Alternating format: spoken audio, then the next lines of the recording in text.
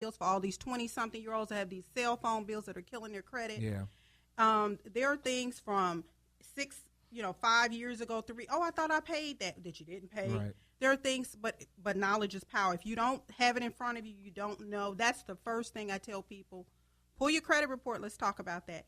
And the second thing I always say is, how much money do you make?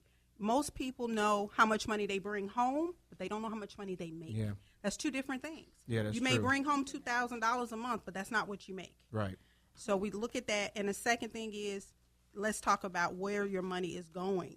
So that's from Starbucks, newspapers, nails, hair, everything that you're spending, DVDs. My husband is a geek with he loves gadgets and things. Let's talk about where your money is And you going. lost a lot of people with that Starbucks because they just like, we ain't saving that. And hey, I'm not saying you can't have Starbucks, Yeah. but you may need to cut it down. Go ahead. Let's get James into this thing. You got Okay. that question you was going to ask that we didn't get a chance I to. go with Mr. James with what are some of the key principles to getting out of debt?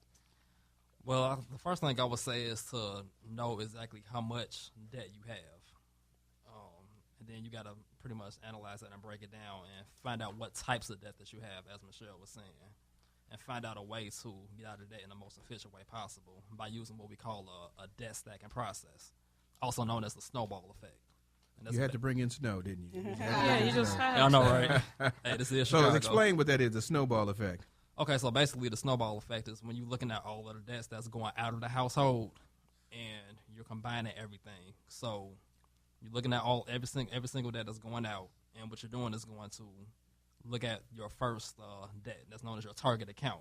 So it's pretty much rearranging the order in which you pay off your debts. So once you get done paying off that first target account, you then stack that same amount on top of your next debt, and you continue that process until all of your debts are paid off. Now, you're making the same monthly payments throughout the entire process, and it only works when you don't incur any other new debts. So just because you free up an extra $200 or $300, don't go out and get another credit card. No, stick to your plan and continue to stack that debt on top of the next one. Speaking of credit cards, now let's say hypothetically you're in debt, but you have 3 credit cards. Right. Is it wise to get rid of 2 of them and always just keep one, or get rid of all of them and just keep the debit card? Well, I would say, just from experience, it's always nice to have one credit card. Don't have like 2 or 3. That's just my personal opinion. And then once you get done with all your credit cards, just stick with your debit card. Why be in a position where you got to owe someone? Because then they control you. Yeah.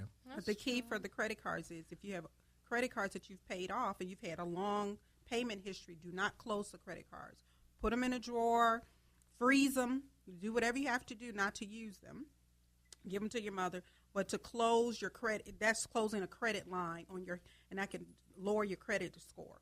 So you can have 2, 3 credit cards. And I also say, if you have a credit card, use your credit card. Use it for $40, pay it off. You need to use it because that gives a good credit history. It's nothing wrong with credit cards. It's the misuse of credit cards that gets people in trouble. Because I'm about to say, most people won't be diligent if they have 3 of them there. They're going to keep charging and charging, like you said, put it away. And I'll use one credit card? Yes, I use one credit card. No matter what I'm doing, I use one credit card for everything. Yes. Okay, I'm confused. So if you have the credit card and you put it away, how is it helping you? Well, what I'm saying, I said use one credit card all the time. I'm saying, but if you've had credit cards for long periods, that means you've got a history on your credit report. That means I've been paying this. I've got a good payment history. You don't want to close it. And so what I suggest is, I have one credit card that I use all the time because I get rewards from. I get points. So that's the one. That's my go-to card. But every year I will use another credit card just to keep the line open because I don't want it closed, because that'll hurt my credit score. So if I go put at Christmas $100 on there for a gift, and I'm going to pay it off right now. You can pay it off, and that's a beautiful thing about the internet. You can go online, and before the bill even generates, you can pay your bill. You can charge something and pay it the same day, but you want to keep the line open, not necessarily run up a credit card, but just you can use it. So basically what you're saying is that it doesn't hurt you that doesn't sit there for a couple of days, because a lot of times people think, well, I want that credit to sit there for a week or so it can show or establish on there. Right. But what you're basically saying, it could be on there day one, you could pay it day one, it's the same effect. You can pay it as soon as it posts. Yeah. But you want the credit company to know. They're like, hey, why do we have this line open? You never use this card. Yeah. So they'll close, and you don't really want it closed unless, it's like, I just have too many credit cards. Then you can close. But something you've had for 3, 4, 5 years, a good payment history, I don't suggest closing it. So, James, what happens with something like young people who they get credit cards, and what Michele is saying, and that they get into some kind of financial bind and they reuse that card? Does that snowball effect, can that help them as well? If they've got a good credit, they messed it up, can they reestablish it by doing that? Yeah, they definitely can. Most definitely. And so basically, it's for young people, you want to tell them that they should get some credit, but they got to be financially sound and understand how to use that credit as well, right? Right, it's the knowledge of knowing how to use it. Amen. And that's the thing. They don't teach you that, especially right in college. They throw it at you. They hurl it at you. And you're frantic, because that's why I got messed up back in the day. Oh, I got a credit card. I got this line of credit. Spent. Oh, I don't care if that one closed. Let me get another. And they were stupid enough to give it to me. Got another one. It's like, as soon as you turn 18, you'll see about like 10 of them in your mailbox. I just thought that's what you did with my credit cards. I didn't really know. Baby girl, you hearing this now. You got to start saving now, Go ahead, grab that mic, girl. You can talk. I actually have a question about credit, because I thought I didn't too much know, but I thought when you came in good. Like, I would go into like the stores with my sister. My sister's only a year older than me, so I feel like we pretty much in the same boat. So we would go into the store. I'm gonna give Victoria's Secret as a example, because they do the angel cards. Mm-hmm. So my sister, she's like the top, like, platinum angel, pretty much. Mm-hmm. So I tried to she gets hers, and I'm like, okay, maybe like a month or so later, I'm like, okay, I want one. So I try to go get one. They tell me I couldn't get it. I wasn't approved. Now, I don't understand you know what I'm saying? Like, how could my credit be bad? It's not that you had bad credit. You don't have any credit, probably. But she didn't either. But she had something that showed up that they allowed. And you say she has a platinum card. Platinum just means she's spending a lot on it. That means that they upgrade they keep upgrading. The more you spend, they keep up, because they want to increase that line to keep you spend. So she's spending a lot. So that's not necessarily a great thing. And sometimes no credit is just as good than having, with some people with bad credit, because no credit means you haven't established anything yet, and that you need to go something where it's I can't understand why you couldn't get a Victoria's Secret, thing. Well, but it's never good to get a store credit, because store credit card, the interest rates are outrageous, 26, 27%, unless you're going to pay it off at the end of the month. Store credit cards are not really good to have. So before you go to your question, James, give me a couple of credit cards you think that would be good to get as a young person her age, and then I'm going to ask you, Michele, then we go to that question. A good credit card to start off with. But yeah, definitely I definitely wouldn't agree with get the store, because like she was saying, it's about like in the high 20s, like almost 30s. I say probably maybe like a Discover card or something, something basic. Yeah, will they give you a Discover card? Is that a good card to get? Yeah. And a lot of credit comes to like Discover. He's absolutely. They have the college cards, student card, and that's a great card to start off with. It may have a $500 credit line or something like that, which would be good for some. But well, see, she probably needs to pull her credit report and see what's going on. Right, because somebody, baby girl, may have used your name, but right. Well, but you know what? You're sitting right next to two people you could talk to find that out about. Well, I like to tell this story. What I did for my daughter when she went to college, I told her, I said, when you go to college, I'm paying for you to go to school. If you get a credit card, you're an adult, so I'm no longer going to pay for school, because I'm not bailing you out of debt. So what I did was I made her an authorized user on my credit card to establish her credit history, because it tagged onto my credit history. And that is a great way for parents to monitor their college students, is to say, okay, you're away at school, things are going to happen, you may want to get a pair of jeans, you may need a train ticket home, I'm going to put you on as an authorized user of my credit card, so therefore you don't mess up your credit, and I can monitor what you're spending. So that's what I did for my daughter. And she bought her first home at 25. Oh, so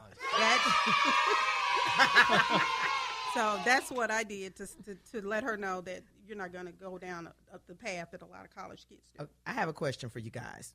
Someone wants to know, I have been receiving credit card approvals for 0% APR credit until 2016. Is this a gimmick, or can I charge and then cancel it in January 2016? of course, pay it off? Jump in, anyone. Okay, I'll let him answer. I think you should get that. I think you should get that one. Well, a lot of times you get that's a 0% introductory APR. So what that means is you can charge up, 0% for the first 18 months, let's say. If you don't pay, everything that is 0% after that, you have to look and say, then it will increase. Read the fine line, 15.99%, 20.9%, depending on your credit. Now, that's not a bad thing if you're transferring your credit card. If you have a credit card with, say, $1,500 on it, and you transfer that over to the 0% card, so now you're not paying interest on the $1,500 credit card. And if you pay it off, but if you don't pay it off, now you've got two credit cards. Because if you still use that first credit card, the $1,500 one, and you use the new, it's 0%. See, 0% can mess you up if you keep charging. Because how many are you going to be disciplined? It's all about the discipline. Are you going to be disciplined enough to pay it off in the allotted 18 months? Because 2016, that's 18 months. So it's not a gimmick. It's just to kind of trap you. And and a lot of times people get caught into that trap and they don't recognize the fine line or the fine print on that. Is that once that date goes by where that free interest is over, absolutely, that those companies are not going to sit there and say, oh well, you're just a couple of days. No, that interest is accrued back to the date of purchase, not just what you owe now, but all the way back to the date you purchased. Yeah. Oh, yeah. Also, one thing I do want to add about credit cards, especially when you let the interest steady piling up on you, it actually takes a negative effect on you. Going back to the snowball effect, what it's doing, I'm trying to find the right words for it. The James words. You familiar with compound interest, right? Yes. Whenever you're saving and investing your money, it always has a positive effect for you. When you're in debt, it has a negative effect on you. So you got to be real careful with that. You could be paying so much towards the principal of paying off your credit, but the interest is steady racking up on you, so it's going to take you a lot longer to be able to pay that off. It is a trap. It's all the bells and whistles to get you to get it. Like you said, if you're not educated on this, you're going to be But here's the problem is that the companies don't want you to be educated on that. They don't. They don't really want you to be. You going to say something? Well, after the big financial crash years ago, now credit card statements will tell you, it's the law now. If you look at your credit card statement, it'll say, if you pay the minimum amount, it's going to take you 5 years to pay this off, and it's going to cost you $2,000 in interest. And that's great, but most of that stuff, people don't even read it. And that's the problem. And that's the problem. It's almost like on the cigarettes. The Surgeon General is right on there, but people don't really read. People don't read that information, and that's they say ignorance and bliss. In this case, it's not. Absolutely. But it's like you need to know the fine print, and the companies they're obligated to put it out there, but they're not going to put it in red ink like bold. Read this. But you have the responsibility to manage your own money. You do. To pay attention. That's not their responsibility. It's your responsibility. Yeah, and again, my thing, this is just me. This is Reverend McCain saying this is not the Let's Stay Together show. I don't think the companies want you to read that. They'll put it out there. And they are worded pretty funny. So yeah. Yes. They don't want you to read it because if you read it, then you're going to know, hey, I need to start paying this thing, better. And so that happens as well. I see the hands rolling. I don't see no music. But, hey, we're going to go right now to the top 10 gospel. Number 9.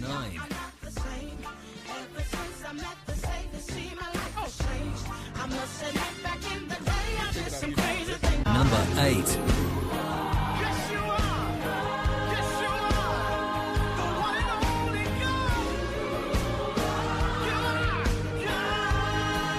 Number 7.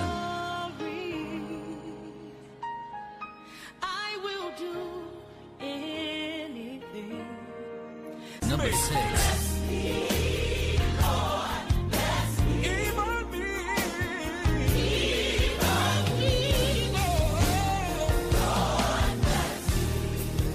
Number 5. Do you mind if I testify and tell you of the goodness of my Lord? Number 4.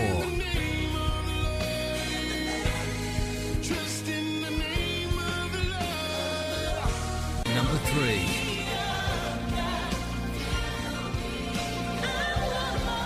Number 2.